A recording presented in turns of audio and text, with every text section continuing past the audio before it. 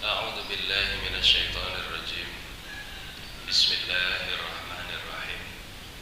رضينا بالله ربا وبالإسلام دينا وبمحمد نبيا ورسولا. ربنا زدنا علما وارزقنا فهما.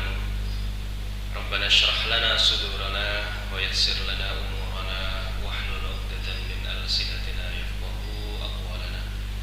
سبحانك لا علم لنا إلا ما علمتنا إنك أنت العليم الحكيم. فأحييكم تحية إسلامية وتحية الإسلام هي السلام. السلام عليكم ورحمة الله وبركاته. الحمد لله رب العالمين. الحمد لله بارئ النسم وخالق اللوح والقلم. أحمده تعالى على ما أسدى وأنعم. وأشهد أن نبينا محمدا عبد الله ورسوله الهادي إلى سبيل الأقوام. الحمد لله الذي بنعمته تتم الصالحات وبتوفيقه تتحقق الغاية. وهو الذي جعل هذه الدنيا دار الامتحانات والتجريبات وجعل الآخرة دار النعم والملذات. أشهد أن لا إله إلا الله وحده لا شريك له وأشهد أن نبينا محمدا عبد الله ورسوله لا نبي ولا رسول بعده. فيا عباد الله أوصي نفسي وإياكم بتقوى الله عز وجل حيث قال تبارك وتعالى في كتابه الكريم. أعوذ بالله من الشيطان الرجيم. ومن يتق الله يجعل له مخرجا ويرزقه من حيث لا يحتسب ومن يتوكل على الله فهو حسبه. Bapak-bapak dan ibu-ibu sekalian, jamaah Masjid Al-Muttaqin yang dirahmati Allah Subhanahu wa taala. Sami sehat sedaya nggih Bapak Ibu. Alhamdulillah. Ibu-ibu sehat, Bu? Bapak sehat, Pak? Alhamdulillah. Semoga kita semua tergolong ke dalam golongan hamba Allah yang muttaqin. Apa artinya muttaqin, Bapak Ibu? Kenapa? Al-muttaqun, kalau jamaknya itu kan al-muttaqun. Ittaqo yattaqi, dari kata ittaqo yattaqi artinya bertakwa. Takwa niku napa? 240 kali disebutkan di dalam Al-Qur'an kalimat takwa dengan berbagai macam bentuknya. Ada ittaqo, ada muttaqin, ada muttaqun, ada yattaqun dan lain sebagainya dan lain sebagainya. 240 ayat tersebut merujuk kepada 3 hal. Satu adalah hablum minallah. Apa? Hablum minallah. Hubungan kita dengan yang di atas. Berupa ibadah-ibadah ritual yang selama ini sudah kita lakukan. Salat sehari berapa waktu? Wah, itu orang biasa Bapak kalau hanya sehari 5 waktu. Tapi karena kita al-muttaqin nih, jamaah al-muttaqin harus ditingkatkan. Jangan hanya 5 dalam satu hari. Berapa kali? Nggih, 6 dulu nggak apa-apa. 7 boleh, 8 boleh. Yang wajib 5, tambahannya yang sunnah. Kan sunnahnya banyak. Kita nggak harus ngambil semuanya. Ambil yang kita suka. Ambil yang sekiranya kita bisa melaksanakannya dengan istiqomah. Mas, saya insya Allah bisa melaksanakan nek duha niku rada angel, soalnya kula niku teng kantor sekerja. Nah, niku biasanya wonten saya alasan mboten niku, Pak. Nggih pun, duhane mboten sah. Ambil fajar. Fajar niku napa? Tadi sebelum subuh. Qobliyah subuh fajar. Napa teng kantor nek pas fajar? Mboten nggih. Berangkat ibu-ibu alasan apa malih nek fajar teng pasar dan bisa ambil fajarnya. Mas, saya ini kalau bangun pasti mepet sama azan, bisa dekat subuhnya, ambil yang lain baru duhanya diambil. Tahajudnya boleh diambil, syuruknya boleh diambil dan lain sebagainya dan lain sebagainya. Kalau sudah tidak bisa semuanya, ya sudah yang wajib saja. Tapi diusahakan karena kita ini mau termasuk ke dalam golongan al-muttaqun, orang-orang yang bertakwa, ditambah lagi salat-salat kita. Salat kita, kemudian puasa kita, zakat kita, dan lain sebagainya termasuk hablum minallah. Lagi adalah hablum minan nas. Apa hablum minan nas niku? Ibadah sosial kalau boleh saya bilang. Kalau ke atas kan kita ibadah ritual. Kalau ke antara sama manusia adalah ibadah sosial. Bagaimana kita ini menjalin silaturahim dengan orang lain, dengan saudara-saudara kita, dengan tetangga-tetangga kita, termasuk ibadah, Bapak Ibu. Kemudian yang terakhir ada beberapa turunan-turunan lainnya. Yang penting untuk menjadi hamba yang muttaqun tersebut kita perlu untuk mengejarnya. Jadi tidak hanya turun begitu saja. Bapak Ibu sekalian rahmati Allah Subhanahu wa taala, tidak lupa kita panjatkan puja dan puji syukur kita kehadirat Allah Subhanahu wa taala atas segala kelimpahan rahmat, atas segala limpahan karunia nikmat, atas segala limpahan hidayah, pertolongan dari Allah Subhanahu wa taala yang diturunkan kepada kita. Kita masih bisa melihat sampai detik ini tidak lain dan tidak bukan adalah karunia dan nikmat dari Allah. Kita masih bisa merasakan rasa dengan lidah kita, tidak lain tidak bukan itu adalah nikmat dari Allah. Kita masih bisa bernafas hingga detik ini, tidak lain tidak bukan adalah nikmat dari Allah. Kita masih bisa melangkahkan kaki kita, itu adalah nikmat dari Allah. Kita masih bisa menggerakkan tangan kita, itu adalah nikmat dari Allah. Maka tidak boleh tidak bagi seorang hamba, seorang muslim untuk senantiasa bersyukur kepada Allah. Kula tanglet Bapak Ibu, hari ini sudah bersyukur belum kepada Allah? Sampun napa dereng? Kalau sampun napa bentuk syukurnya niku napa? Bu, napa bentuk syukurnya? Bukti kalau ibu-ibu sudah bersyukur kepada Allah hari ini itu apa? Banyak leres.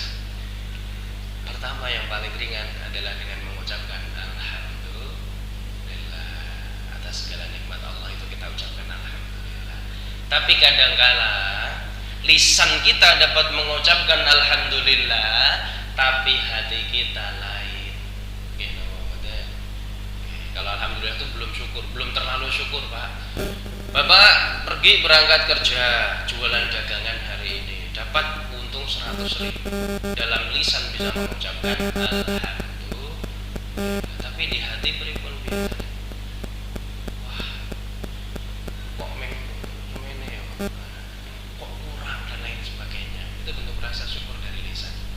Maka dari itu jangan hanya berhenti rasa syukur kita ini dari lisan saja, tapi seluruh panca indera kita, jawareh kita, tangan kita, kaki kita. Fungsi mata itu untuk apa, Bapak Ibu? Kenapa? Salah. Bukan untuk melihat. Bu, fungsi mata untuk apa?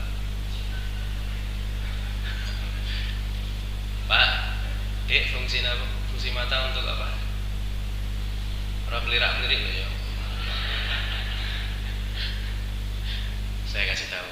Kalau mata untuk melihat itu anak SD juga tahu. Tapi sekali lagi karena kita ini mau jadi hamba yang muttaqin, orang-orang yang bertakwa, fungsi mata adalah untuk melihat hal-hal baik. Apa fungsi mata? Untuk melihat hal-hal yang baik. Kalau mata kita gunakan untuk melihat hal-hal yang tidak baik, berarti ini sudah disfungsi dari mata itu. Kita menyalahgunakan, berarti nikmat yang Allah berikan satu ini sudah kita salah gunakan. Karena fungsi mata jadi dari Allah itu untuk melihat hal-hal yang baik. Fungsi lisan kagem napa? Alhamdulillah. Sudah tahu ya sekarang ya. Fungsi lisan kita ini untuk berbicara yang kalau anak SD ditanya lisan untuk apa? Untuk berbicara. Oh betul. Kita al-muttaqin nih, lisan itu untuk berbicara hal-hal yang baik. Bahkan saking krusialnya niki Bu, niki napa bahasa Jawa niki Bu? Itu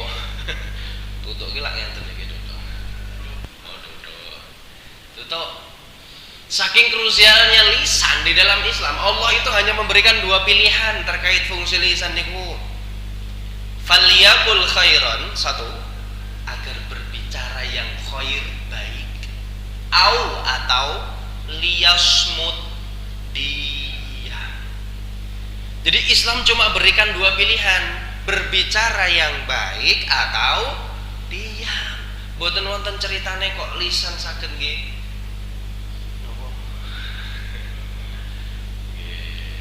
sandung, Bapak Ibu sandung, sudung, saya medal nambahnya biasanya.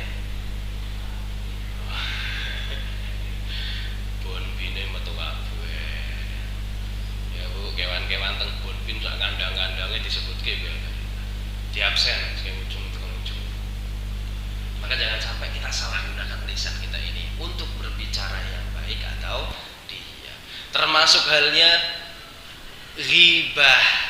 Bu, ghibah niku angsal napa mboten? Mboten. Penak napa mboten? Penak. Seru dhewe. Ghibah niku napa ghibah niku?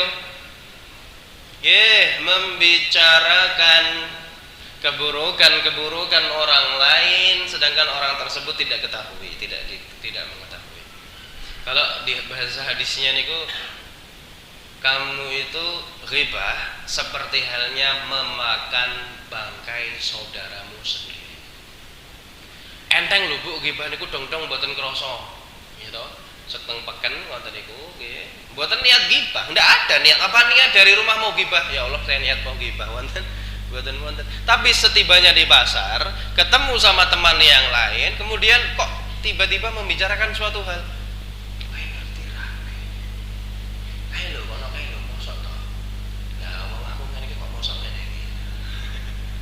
Ada yang seperti itu nama mboten Bu? Ada.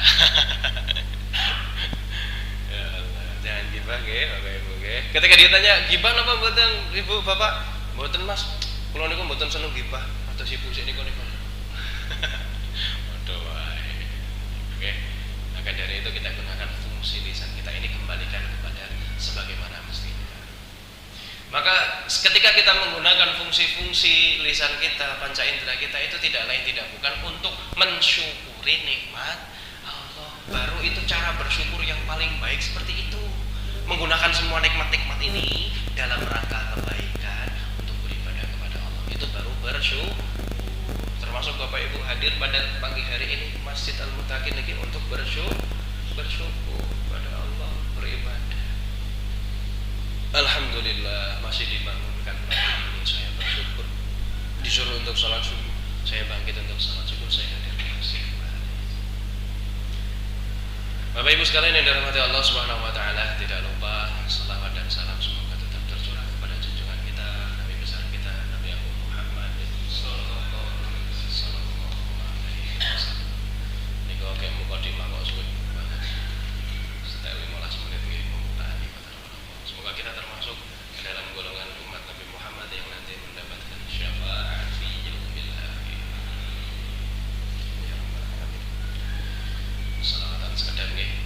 Ora napa mboten Bapak Ibu. Kita salawatan bersama-sama terlebih dahulu seperti biasa. Innallaha wa malaikatahu yusholluna 'alan nabi ya ayyuhalladzina amanu shallu 'alaihi wa sallimu taslima. Salawat seperti ini kita ini mengenang jasa-jasa dari Nabi terus melantunkan asma beliau, karena beliaulah yang membawa ajaran kita ini. Dulu tidak ada Islam, kemudian beliau bawa Islam, kemudian beliau bebaskan, sehingga dengan mudah kita dapat beribadah pada saat ini. Maka marilah kita bersolawat sejenak 3 kali saja kepada Nabi Muhammad SAW. Sallallahu ala Muhammad, sallallahu alaihi wasallam.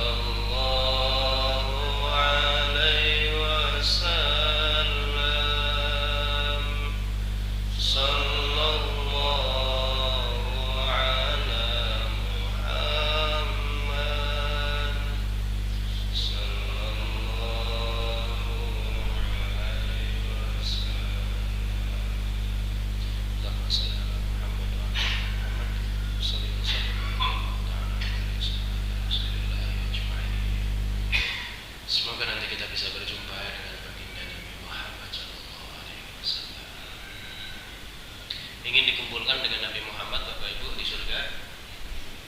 Pembuatan mantep, pengen apa pembuatan? Harus ini.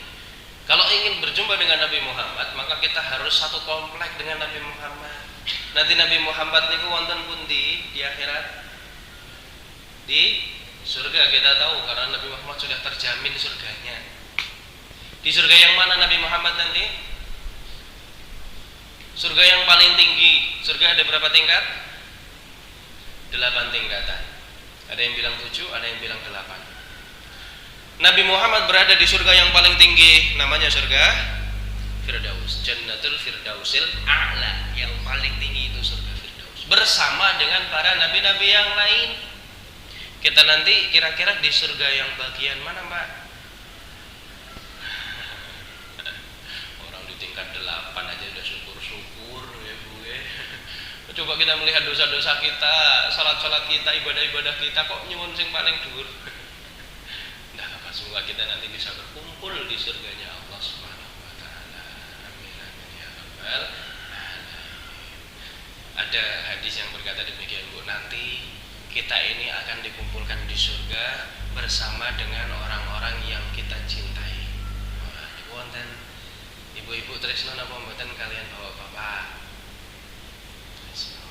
Bapak cinta ndak dengan ibu-ibu? Boleh jawab ibu-ibu? Saya tanya bapak kok cinta, maka nanti kita akan dikumpulkan dengan orang-orang yang kita cintai. Coba kita cinta lebih daripada itu, cinta kepada Rasul, cinta kepada para nabi-nabi yang lain. Nanti kita akan dikumpulkan dengannya. Lebih-lebih lagi kita cinta dengan Allah Subhanahu wa taala. Bapak Ibu, pernah atau belum meniatkan suatu ibadah itu karena cinta kepada Allah? Sebelum kita masuk ke salat-salat gitu, meniatkan segala sesuatu itu karena cinta kepada Allah. Nanti nopo dereng? Coba niki nggih. Niki sudah 2024, maka perlu kita upgrade diri kita ini. Dari yang sebelumnya kita meniatkan segala sesuatu mungkin hanya untuk nopo-nopo, untuk beribadah betul, tapi kita tingkatkan niat kita. Ibadah-ibadah yang kita lakukan tidak lain tidak bukan karena kita cinta kepada Allah. Bapak Ibu nyuwun sewu, kekuatan cinta itu luar biasa. Ada orang bilang cinta itu buta. Niku harus napa mboten, Pak? Kadang-kadang kan seseorang mau melakukan hal yang tidak masuk akal demi orang yang dicintainya. Gitu. Panas-panas jam 12, ibu nelpon, Pak, pedok aku. Gitu-gitu bapak ngantuk napa dijemput? Dipedok kayak Pak nggih. Itu kira-kira kita cinta kepada istri kita, kepada suami kita, maka kita jemput. Itu kan melakukan hal yang tidak masuk akal sebenarnya. Pun termasuk halnya cinta kepada Allah Subhanahu wa taala, kadang-kadang kita harus melakukan hal yang tidak masuk akal. Contoh seperti ini. Kadang-kadang cinta kita kepada Allah itu masih kalah dengan cinta dunia. Contoh umpamanya, seumpama niki kalih wonten jual, kalih wonten daerah niki disambi mboten apa nggih Bapak Ibu nggih. Nggih wonten teh hangat nggih. Alhamdulillah. Contoh nanti jam 3 sore. Jam 3 sore. Ya, nanti sore, pokoknya nanti sore ada pengumuman saking kalurahan. Kalurahan pundi niki? Sidorejo. Mana kalurahannya? Depan sana, depan gang, pas. Wonten pengumuman saking kelurahan, woro-woro untuk seluruh warga masyarakat Sidorejo, khususnya Kemiri Sewu, akan ada pembagian motor Honda Vario 160 cc gratis. Tis bagi siapa yang mau datang ke kelurahan pukul 4 sore tepat. Niku ketesuk pun siap-siap napa dereng? Bu, Pak, pokoknya sore iki rasa ana acara apa-apa. Kondangane ra sido.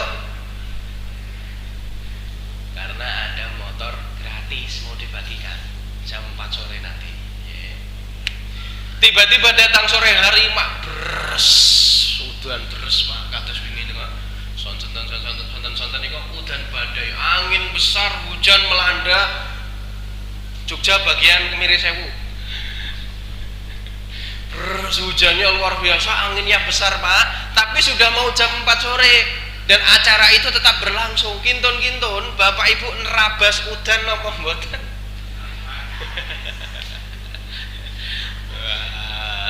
Tembus iki terabas. Arep udan kaya ngapa badai gledek. Vario gratis 160 yang paling baru loh. Pasti akan ditembus. Mau hujan bagaimana Bu, Pak, ayo pokoknya mangkat entuk Honda Vario gratis saking kelurahan. Bapak Ibu coba bayangkan. Niku kita mengejar apa Bapak Ibu? Mengejar apa? Vario motor leres.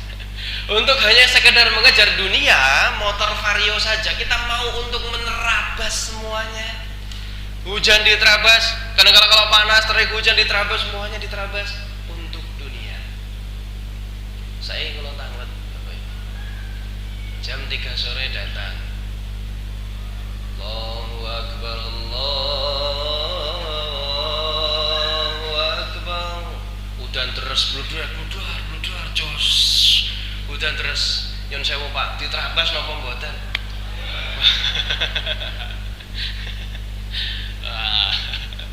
Masya Allah, mboten nggih, justru nek adzan udan iki malah seneng. Alhamdulillah udan tak nang omah wae wis. Kadang-kala kita belum mau menerabas untuk itu. Padahal ketika Allah menawarkan apa Bapak Ibu ketika azan itu? Apakah menawarkan Honda Vario?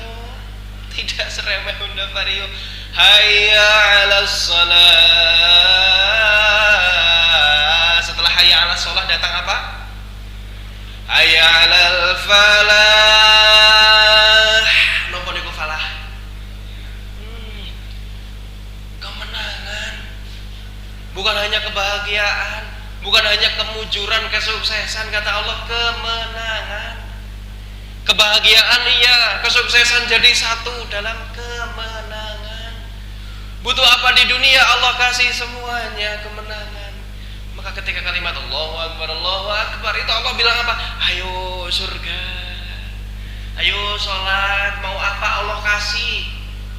Bu, di surga itu jangankan minta Honda Vario. Napa wonten mangke cek teng swargi nyuwun Honda Vario kalian Gusti Allah. Ngapain pakai Vario di surga? Allah kasih semuanya ketika azan berkumandang itu. Tapi kadangkala kita lupa, nyun sewu, karena wujud dari balasan Allah itu tidak berbentuk secara kasat mata, maka kadang manusia itu menyepelekannya. Engko wae. Udan terus salatnya nang omah wae dan lain sebagainya dan lain sebagainya. Tapi kalau ibu-ibu lebih baik salat di mana, Bu? Di rumah. Seneng niku. Alhamdulillah boleh nang omah tur. Tapi ya ibu niki saya sering kali bilang ke ibu-ibu seperti ini. Ibu-ibu itu memang baik untuk sholat di rumah, tapi usahakan tepat waktu. As-salatu ala waktiha. Jadi jangan Allahu Akbar kalau Pak kayak mangkat nang masjid Pak. Terus ibu-ibunya taksih leyeh dolanan HP. Ibu-ibu juga harus segera berangkat bergegas untuk sholat. Nanti kita bahas juga sholat di rumah itu jangan sembarang tempat. Usahakan sediakan satu tempat khusus di rumah yang tidak diganggu dengan urusan dunia, hanya untuk beribadah saja, dinamakan dengan mihrab. Napa Bapak Ibu? Mihrab. Sampun wonten apa dereng teng griya niki? Oh, alhamdulillah. Adakan di rumah masing-masing itu mihrab. Mihrab itu bukan cuma ini Bapak Ibu, orang tahu bahwa mihrab itu tempat pengimaman niku mihrab wonten mawon. Sesungguhnya mihrab itu bisa kita jadikan dimanapun tempat itu berada. Di rumah terutama kita sediakan mihrab. Satu ruangan khusus untuk sholat. Kalau tidak ada ruangan pun tidak apa-apa. Satu sudut khusus. Kalau enggak ada, satu lembaran sajadah mboten sah dilempit khusus untuk beribadah. Sholat teng riku, maca Quran nggih teng riku, bapak-bapak sholat sunnah di situ, sholat malam di situ, tidak usah dilempit. Jangan sampai digunakan untuk hal-hal yang lain. Saya tanya ibu-ibu, selama ini sholat di mana? Di depan lemari, di samping dipan, di antara kasur dengan tembok, nggih. Terus nggih dilempit-lempit, nggih sholat, pundi nggih nyetrika, nggih. Pundi nggih napa enten sholat teng ajeng TV? Mboten nggih. Nah, kita sediakan satu tempat mihrab. Ini penting Bapak Ibu, kenapa? Dulu ada seorang nabi yang pernah berdoa di mihrabnya itu dan langsung terkabul oleh Allah Subhanahu wa taala. Sekali lagi saya tekankan dulu, tidak perlu ada satu ruangan khusus nggih. Kalau tidak ada tempat di rumah, satu sudut khusus. Nabi Muhammad sallallahu alaihi wasallam, saya tanya, apakah rumah Nabi Muhammad niku luas? Luas atau tidak? Ya luas. Bapak yang pernah, ibu yang pernah umrah atau haji ke sana pasti melihat bagaimana rumah Nabi Muhammad. Tidak luas. Ada suatu hadis menyatakan seperti ini, Aisyah terbangun di malam hari karena kesenggol Nabi Muhammad sedang sholat malam. Bayangkan, Nabi Muhammad sholat malam nyenggol Aisyah, itu kan pertanda bahwasannya rumahnya tidak luas, sempit. Satu ruangan dengan Aisyah, sholatnya di situ, sampai-sampai nyenggol Aisyah. Aisyah terbangun melihat Nabi Muhammad sholat, dilihatnya pada rakaat pertama kaki Nabi Muhammad sudah bengkak. Bu, Pak, Nabi Muhammad sholat rakaat pertama kakinya sudah bengkak. Bengkak bukan karena dientuk tawon. Karena apa bengkaknya? Terlalu lama berdiri ketika sholat sampai bengkak kakinya itu. Kemudian setelah selesai sholat, Aisyah berkata demikian kepada Nabi Muhammad, ya Nabi, alam takun madmuman, alam takun ma'suman. Ya Nabi, engkau itu kan sudah terjamin surganya. Engkau itu kan tidak punya dosa, dibebaskan dari segala dosa. Tapi kenapa engkau sholat rakaat pertama saja sampai bengkak-bengkak? Masya Allah. Kata Nabi apa? Pendek. Masya Allah. Jawabannya ini pendek banget, dan kita malu kalau mendengar jawaban Nabi Muhammad itu sebenarnya. Seperti ini jawaban Nabi Muhammad. Ya Aisyah, apakah Allah itu tidak senang kalau melihat saya ini termasuk golongan hamba-hamba yang bersyukur kepadanya? Apakah Allah tidak senang kalau melihat saya termasuk golongan hamba-hamba yang bersyukur? Syukur Nabi Muhammad sholatnya sampai bengkak. Rasul Nabi Muhammad niku Rasul pasti Nabi, surganya terjamin, nerakanya tidak mungkin, tanpa hisab di akhirat nanti, masih sholat sampai bengkak niku sholat malam. Bapak Ibu, kita ini Rasul atau bukan? Nabi atau bukan? Surganya sudah terjamin, nerakanya ngawe-ngawe. Kok kita masih malas-malasan untuk sholat? Malu sama Nabi Muhammad Sallallahu Alaihi Wasallam. Itu Nabi Muhammad. Dan konon katanya memang sholat malam Nabi Muhammad itu lama. Ada sebagian ulama berkata surat yang dibaca itu dari Al-Baqarah sampai An-Nisa. Setelah An-Nisa baru berhenti untuk rakaat selanjutnya. Ada yang pernah mencoba? Kalau tanglet biasanya napa sih dia surat ibu Pak? Yo di absen napa kulhu ya. Nah, terus selain kulhu napa? Falak ya, kul a'udzu birabbil falak. Terus selain itu Anas, kul a'udzu birabbil. Nek telu niki pun mentok biasane al kausar inna atoina kal kausar. Buatan niku ke wal asr. Innal insana lafi khusr illa alladziina amanu dan seterusnya. Kok sing milih sing pendek-pendek nggih. Mboten napa-napa. Nggih. Bangane ning bismillahirrahmanirrahim. Alif lam mim. Allahu akbar. Nun. Allahu akbar. Oh, ada pelit pol nek macam-macam niku.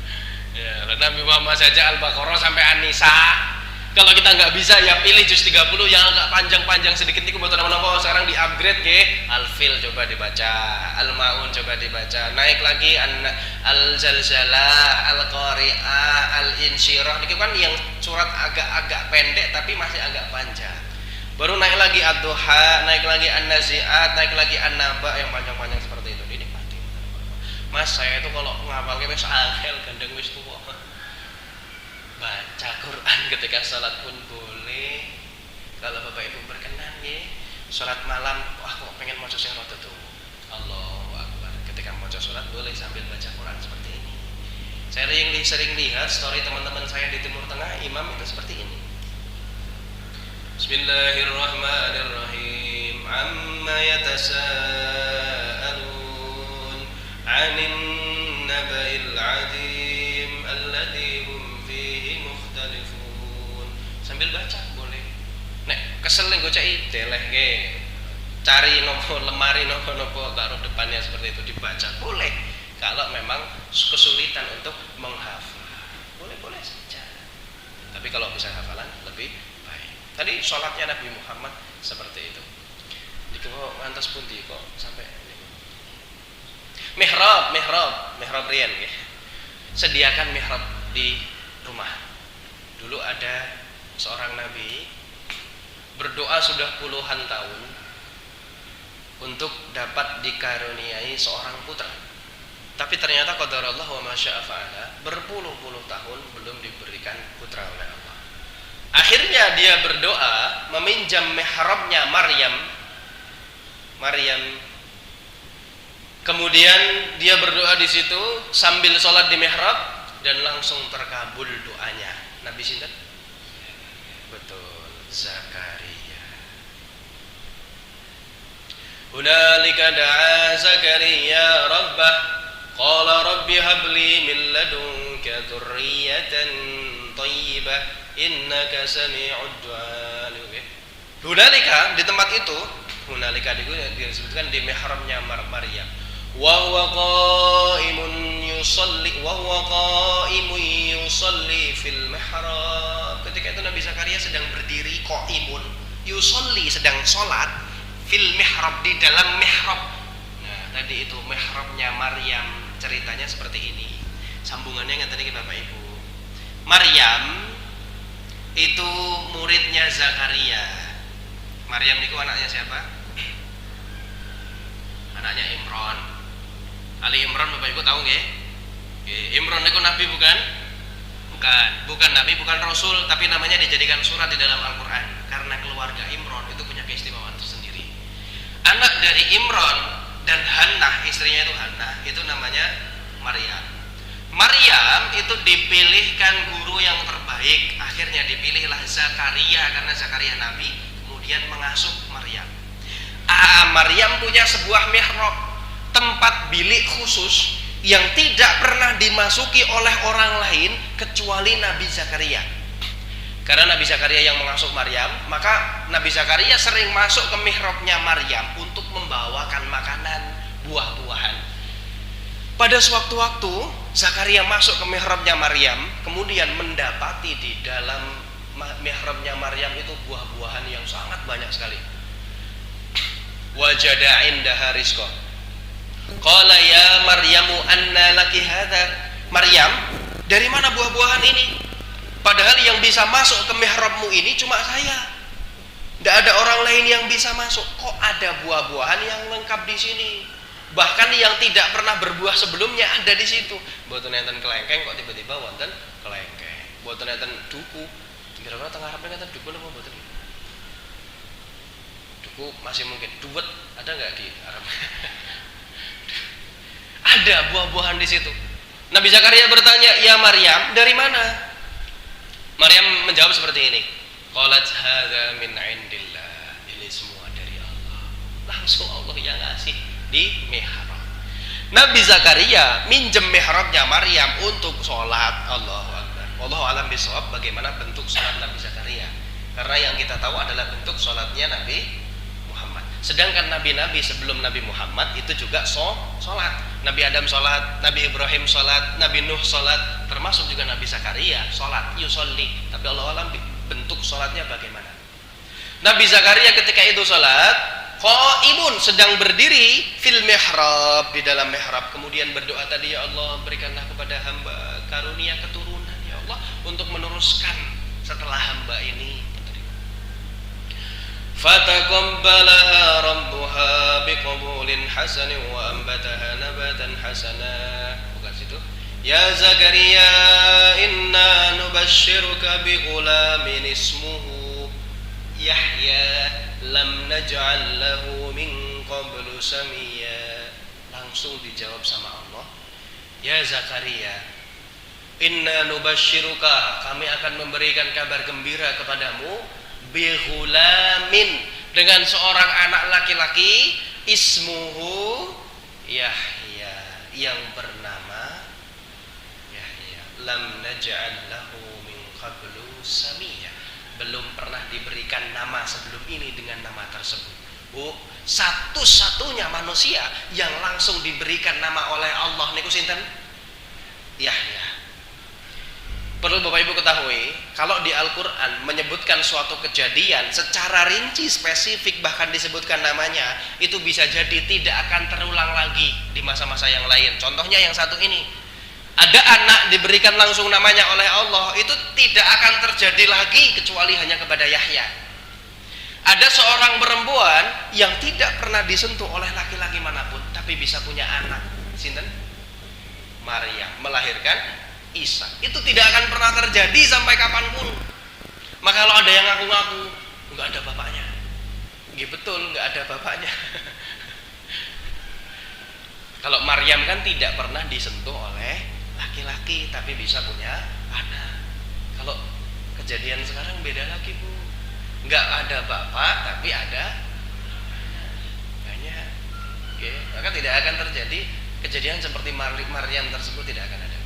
Nah, tadi Zakaria berdoa kemudian langsung diberikan seorang anak bernama Yahya. Yahya niku artinya nopo? Hidup. Hayatun, hayati, artinya apa? Hidup. Yahya, kehidupan. Maka dari itu, dari yang sebelumnya sudah divonis sama orang lain bahwasannya mati keturunan Zakaria, istri Nabi Zakaria namanya Alia Sobat. Istri Nabi Zakaria itu namanya sinten? Alia Sobat. Kalau sekarang dinamakan Elisabeth. Agak diplesetkan sama orang barat itu menjadi Elizabeth, padahal Alia Sobat. Itu keturunan Alia Sobat, dan Zakaria itu sudah mati, nggak akan bisa punya anak. Sudah divonis seperti itu sama dokter-dokter juga. Tapi tidak ada yang tidak mungkin bagi Allah Subhanahu wa taala, akhirnya memberikan seorang keturunan bernama Yahya. Coba Bu perhatikan, di mana Nabi Zakaria berdoa? Di mana tadi berdoa? Di mihrab. Ketika apa? Sholat. Bu, Bapak, kalau mau berdoa diusahakan kita satukan rumus-rumus untuk berdoa supaya doa kita lebih cepat terkabul. Bapak Ibu, ada anaknya minta duit, tur ngenten iki, nyuwun sewu, met iki. Kali napa? Sambil ngunyah. Bu, njaluk 10.000. Sewu, met iki. Kira-kira sepenuh hati napa mboten lenyang sih? Mungkin njaluk sing apik, ya ta biasane tadi nggih. Oh, karo njaluk kok diangkat sikile sambil ngunyah dan lain sebagainya. Bu, Bapak, itu seperti itu gambaran kita kepada Allah Subhanahu wa taala. Kalau kita mintanya selengean, kita minta dalam kondisi yang tidak baik, apakah Allah serta-merta akan mendengar doa-doa kita? Belum tentu. Maka usahakan semaksimal mungkin kita berdoa dalam keadaan yang baik. Tadi Nabi Zakaria ketika sholat berarti kan dalam keadaan yang suci, sudah berwudu, dalam keadaan yang baik ketika sholat, di tempat yang baik, di mihrab. Mihrab niku akan mengabulkan doa lebih cepat daripada di tempat lain, termasuk di masjid seperti ini kita berdoa. Nah, ketika sholat itu pun ada waktunya, waktu yang mustajab untuk berdoa kapan saja Bapak Ibu. Ini sudah kita bahas belum kemarin Ge? Oh belum Ge? Belum masuk bab sholat berarti kita nih Ge? Kemarin baru awal-awal sholat Ge. Ini Ini saya beritahu hikmah-hikmahnya dulu, tidak apa-apa, supaya nanti lebih semangat kita untuk belajar sholatnya. Nah, ada 3 waktu mustajab di dalam sholat untuk berdoa. Banyak sih sebenarnya, tapi yang paling ditekankan sebenarnya ini. Dalam ayat, setelah ayat iyyaka na'budu wa iyyaka nasta'in, itu adalah waktu yang mustajab untuk berdoa. Nanti kita bahas, karena di dalam surat Al-Fatihah itu ada percakapan antara seorang hamba dengan Allah Subhanahu wa taala. Ada percakapannya di situ. Kalau nggak cukup nanti berarti pertemuan depan kita bahas. Ada percakapannya antara seorang hamba dengan Allah Subhanahu wa taala. Kemudian ketika sujud, jelas niku adalah waktu yang mustajab untuk berdoa. Maka Bapak Ibu boleh berlama-lama dalam sujud. Tur ampun bablas nggih. Jadi nek ketiduran atau apa ketika sujud bablas jangan. Kemudian sebelum salam. Sebelum salam itu adalah waktu yang mustajab untuk berdoa. Kalau bisa doa tapi dalam hati saja, tidak perlu dilafalkan. Karena kalau dilafalkan nanti mengganggu bacaan-bacaan salat yang lainnya. Nah, Bapak Ibu sekalian kepada Allah Subhanahu wa taala, salat itu merupakan hal yang fundamental, yang sangat penting bagi kehidupan kita. Maka dari itu terus kita kejar ibadah yang satu ini dengan tidak melupakan ibadah yang lainnya. Nyuwun sewu, percuma wakaf 1000 hektar, sedekah 100 miliar, zakat sebanyak-banyaknya, puasa Senin Kamis tidak pernah putus, haji sudah 7 kali, umroh 12 kali, tapi kalau tidak sholat percuma. Karena nanti yang pertama kali dihisab di hadapan Allah adalah sholat-sholat kita. Awwalu ma yuhasabu, itu adalah sholat-sholat kita. Jadi nanti pertanyaan pertama yang akan dihisab adalah sholatnya mana, bagaimana kualitas sholatmu, bagaimana bentuk sholatmu, apakah sudah rajin sholat 5 waktu, seperti itu. Maka sebelum mengejar ibadah-ibadah sunnah yang lainnya, kita kejar dulu ibadah yang wajib satu ini, yaitu adalah sholat. Maka dari itu, untuk lebih menyempurnakan sholat kita, kita pelajari bagaimana sifat sholatnya Nabi Muhammad. Kapan? Insya Allah di pertemuan yang akan datang. Oke, betul apa bersambung, ben menyang, rampung menyang. Bapak Ibu, nanti untuk lebih jelasnya nanti kita jelaskan di pertemuan depan secara rinci insyaallah. Dari rukun per rukun pun ada beberapa fleksibilitas, kemurahan yang diberikan Nabi Muhammad ketika kita sholat. Boleh seperti ini, boleh seperti ini, boleh seperti itu menyesuaikan kita. Nanti Anda seperti itu. Nah, maka dari itu jangan lewatkan Bapak Ibu sekalian pertemuan yang akan datang di hari Ahad pon insyaallah, kalau masih diberi waktu. Sekali lagi tidak ada yang tahu nggih. Bisa jadi ini kali terakhir saya di sini, bisa jadi ini kali terakhir Bapak Ibu di situ, bisa jadi Bapak Ibu duluan saya terakhir, bisa jadi saya terakhir Bapak Ibu duluan. Allahu a'lam bissawab. Sekali lagi tidak ada yang tahu. Enak toh Bu nek bahas mati niku kalih guyang-guyu niki penak toh? Nah, itu rampun guyang-guyu mangke nek pun wayahe. Ya dipundhut kalian Gusti Allah kok guyang-guyu malah. Oke. Marilah kita tutup bersama kajian pada pagi hari ini dengan berdoa bersama-sama. Kita luruskan kembali niat kita, kita bersihkan kembali hati kita. Semata-mata kita meminta kepada Allah Subhanahu wa taala, kita akui seluruh dosa-dosa kita, bahwasannya kita ini adalah hamba Allah yang masih berlumuran dosa. Ibadah-ibadah kita masih kurang, sedangkan dosa-dosa kita ini banyak sekali. Maka kita mohon ampun kepada Allah dan memohon yang terbaik kepada Allah. Sebelum itu kita awali terlebih dahulu dengan beristighfar bersama-sama 3 kali. Setelah itu kita lanjutkan dengan berdoa bersama-sama.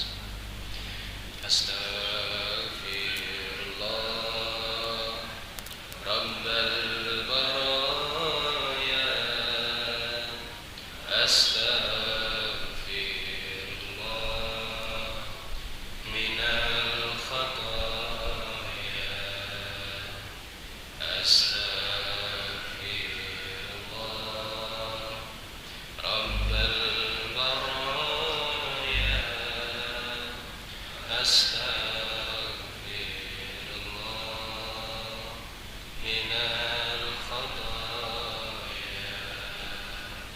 Astaghfirullah Rabbal baraya. Astaghfirullah minal khataaya. Astaghfirullahaladzim alladzi la ilaha illa huwal hayyul qayyum wa atubu ilaih. Allahumma salli ala Muhammad wa ala ali Muhammad kama sallaita ala Ibrahim wa ala ali Ibrahim wa barik ala Muhammad wa ala ali Muhammad kama barakta ala Ibrahim wa ala ali Ibrahim innaka Hamidum Majid. A'udzu billahi minasyaitonir rajim. Bismillahirrahmanirrahim. Alhamdulillahi rabbil alamin hamdan na'iman hamdan syakiran hamdan yuwafi ni'amahu wa yuwafi mazidah. Ya Rabbana lakal hamdu kama yanbaghi li jalali wajhikal karim wa 'azimi sultanik. Allahumma rabbana taqabbal minna salatana wa siyamana wa ruku'ana wa sujudana wa qu'udana wa tadarru'ana wa takhushu'ana wa ta'abbudana wa tammim taksirana ya Allah ya Rabbal alamin. Allahumma inna nas'aluka salamatan fid din wa afiyatan fil jasad wa ziyadatan fil ilmi wa barakatan fil rizqi wa taubatan qabla al maut wa rahmatan 'inda al maut wa maghfiratan ba'da al maut. Allahumma hawwin 'alaina fi sakaratil maut wan najata minan nari wal 'afwa 'inda al hisab. Rabbana la tu'akhidna in nasina aw akhtana. Rabbana wa la tahmil 'alaina isran kama hamaltahu 'ala alladhina min qablina. Rabbana wa la tuhammilna ma la taqata lana bih wa'fu 'anna waghfir lana warhamna anta maulana fansurna 'alal qaumil kafirin. Allahumma ighfir lana wa liwalidayna warhamhuma kama rabbayana shighra wa li jami'il muslimina wal muslimat wal mu'minina wal mu'minat al ahya'i minhum wal amwat innaka antas sami'un qaribun mujibud da'wati ya qadiyal hajat. Rabbana hab lana min azwajina wa dhurriyyatina qurrata a'yun waj'alna lil muttaqina imama waj'alna lil muttaqina imama waj'alna lil muttaqina imama. Allahumma ansur ikhwanana al muslimin al mujahidin fi Palestin. Allahumma ansur ikhwanana al muslimin al mujahidin fi kulli makan li'ila'i kalimatika wa li'iqamati syari'atika abadan abada bi rahmatika ya arhamar rahimin. Allahumma la sahla illa ma ja'altahu sahla wa anta taj'alus sa'ba idza syi'ta sahla. Sahhilna fi kulli umurina yassir lana a'malana yassir lana amalana yassir lana umurana ya Allah ya Rabbal alamin. Ya Allah ya Ghaffar ya Allah ya Ghafir ya Allah ya Ghafur yang Maha Pengampun segala dosa. Ampunilah dosa-dosa kami ya Allah. Ampunilah dosa kedua orang tua kami ya Allah. Ampunilah dosa pasangan-pasangan kami ya Allah. Ampunilah dosa keluarga kami ya Allah. Ampunilah dosa anak-anak dan cucu-cucu kami ya Allah. Ampunilah dosa keluarga besar kami ya Allah. Ampunilah dosa tetangga-tetangga kami ya Allah. Ampunilah dosa masyarakat-masyarakat kami ya Allah. Ampunilah dosa jamaah-jamaah kami ya Allah. Jauhkanlah kami dari siksa dunia. Jauhkanlah kami dari siksa kubur. Jauhkanlah kami dari siksa api neraka ya Allah. Dekatkanlah kami selalu dengan kebaikan. Dekatkanlah kami selalu dengan orang-orang baik. Dekatkanlah kami selalu dengan hal-hal baik. Sayangilah kami, berkahilah kami, cintailah kami ya Allah. Tulislah nama kami di dalam golongan hamba-hamba sholihu penghuni surgamu ya Allah. Allahumma khtimna bi husnil khatimah tutuplah akhir hayat kami dalam keadaan husnul khatimah. Kami tidak tahu ya Allah kapan, di mana dan bagaimana kami akan kembali kepadamu. Kami meminta ya Allah, berikanlah kondisi yang terbaik ketika kami dipanggil. Berikanlah tempat terbaik ketika kami dipanggil. Berikanlah waktu yang terbaik ketika kami dipanggil ya Allah, sehingga kami dapat mengakhiri hidup kami dalam keadaan yang husnul khatimah. Wala takhtimna bisu'il khatimah. Rabbana atina fid dunya hasanah wa fil akhirati hasanah wa qina adzabannar.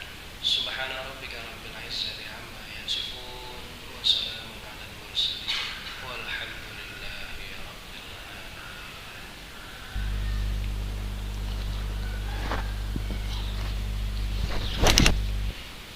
Baik Bapak Ibu sekalian yang dirahmati Allah Subhanahu wa taala, terima kasih atas waktu yang diberikan. Semoga yang sedikit ini bisa menambah keimanan serta ketakwaan kita kepada Allah Subhanahu wa taala. Pesan kami yang terakhir, jangan sampai lemes dan kendor semangatnya untuk terus menuntut ilmu dan beribadah di jalan Allah, karena itu bisa melapangkan dan meluaskan jalan kita untuk menuju surganya nanti.